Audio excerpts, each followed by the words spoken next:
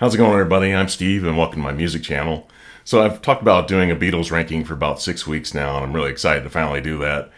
And I really encourage people to leave your list. Give me a top five, or if you want to rank all 13 studio albums, that'd be great. This is going to be all the I guess the British releases of these albums, but so I'm going to get started right now. I'm not wasting any time, and I'm only going to give like select songs from each album.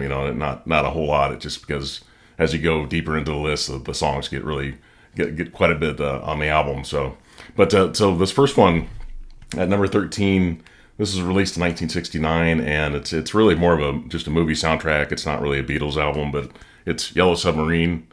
It has Hey Bulldog, and it has side B of this is all George Martin's orchestration, but it's really more of a hits collection more than a studio album.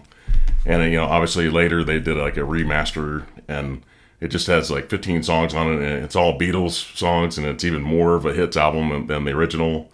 And it doesn't even have the George Martin parts of it, so I put it at number 13 just because it is technically part of their discography, but it's not really a studio album, so it belongs on there. It's just I had to rank it last.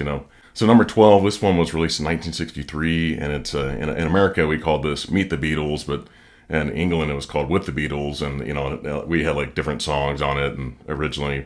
It has, All My Loving, Till There Was You, Roll Over Beethoven.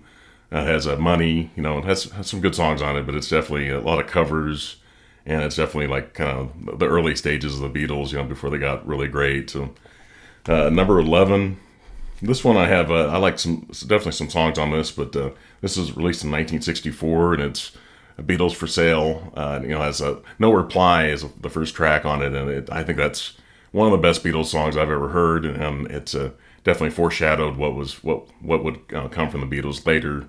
I'm a Loser, Babies in Black.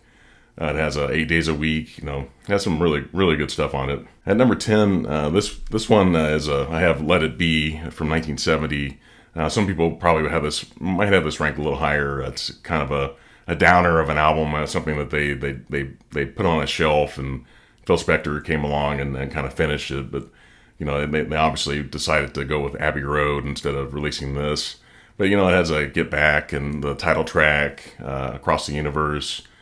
It has The Long and Winding Road, has some really great stuff. But, later on they released Let It Be Naked, which is stuff before Phil Spector started messing with it, So some people, Paul McCartney really prefers this over the original Let It Be release. And obviously it was like the second movie soundtrack that they did, technically if you say out of 5, technically, So at number 9, I have Please Please Me. This is released in 1963. This is, this was the Beatles' debut album in England. We didn't get this till years later in America, but, we got a lot of the singles here. But, it has I Saw Her Standing There. It has the title track, Love Me Do. Do You Want to Know a Secret? It's a really great song. That's another one that kind of showed what the Beatles were going to have in the future, And also Twist and Shout, the cover. This is definitely a great debut. So at number 8, I have from another movie soundtrack. It's Help. This was released in 1965. It has the title track. You've Got to Hide Your Love Away. Ticket to Ride. Yesterday. Man, really some great stuff on this. So number 7 from another movie soundtrack, it's A Hard Day's Night, released in 1964. It has some really special songs on it. The title track, I Should Have Known Better, If I Fell, and I Love Her, Can't Buy Me Love. Some really great songs on it. So at number 6, I have Magical Mystery Tour, and I read earlier that some people didn't include this on their list because they consider it to be an EP. It was released as an EP in England. We got a full length album here. I love the title track. Your Mother Should Know. I Am the Walrus. Hello Goodbye. Strawberry Fields Forever. Penny Lane. All You Need Is Love. I had to include this on my list. So I've got it at number 6. So at number 5 from the year 1965, I have Rubber Soul. Some people may have this a little bit higher, but Drive My Car, Norwegian Wood, Nowhere Man, Think for Yourself, The Word, Michelle, Girl, In My Life, Wait.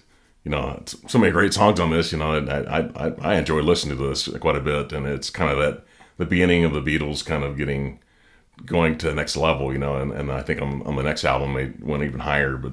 But some people may have this higher, But I've got a number 5. This one at number 4, I think some people would have this. I don't know if they would rank this high. They might be totally sick of this album, but I can't deny it being a double album. That the Beatles, also known as the White Album, from 1968, I had to rank this pretty high. Like I said, a lot of these songs have been played to death, but back in the USSR, while my guitar gently weeps, I really like the song Julia. Helter Skelter. Some great songs in this, and being a double album, you get quite a bit of music. So my top 3, this one I've read different rankings, and they have some of these albums all different order. Usually the top 3 are kind of the same, but some people this one may be one of my favorite Beatles albums, but once I have the top 2, I had to keep them where they were. But so I've got Revolver at number 3 from 1966. It's Taxman, Eleanor Rigby. It's Here, There, and Everywhere. The song Yellow Submarine. Some really special songs in this. I love the production on this, and just the way the album just kind of flows for the most part. To me, that this was definitely the next level. Rubber Soul was one level, and then Revolver was the next level. So I love that one. But so the top 2, that some people might argue with this. Originally I had this next album, I had it at number 3, but I had to move it to number 2 just because it's such a special, influential kind of album. But it's Sgt Peppers from 1967. The title track, with a little help from my friends. Lucy in the Sky with Diamonds, Getting Better. It's a Day in the Life. I mean, come on, that's got to be in your top 5 of best Beatles songs ever, for sure. And so number 1, obviously, it's. But like I said, this was the last album that they technically worked on or completed. It's Abbey Road, released in 1969. And some really, really great songs that come together.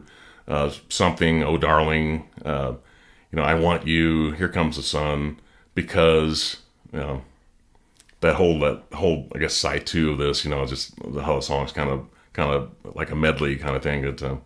Love the production on this. I thought it was definitely the right way to end the band. Even though Let It Be was released after this, but this was kind of the last project that the whole band worked on. And I love Abbey Road. I love the cover. Just mysteriousness of it. So, like I said, please provide your top 5, or give me if you want to rank all 13 or 12. Like I said, some people would leave Magical Mystery Tour off their list, I guess. It's however you want to do it, but even at least a special top 5, I definitely would like to see it. And I'll leave a comment. This is just my opinion. There really are no wrong answers as far as people that provide their list to me. I don't think there's any wrong answers. I never do that. I never say, well, I can't believe you put that at number 1. I'll never say that. I won't criticize anybody for leaving the list. Please consider subscribing to my channel. Please put a thumbs up on the video, and have a good day. Bye.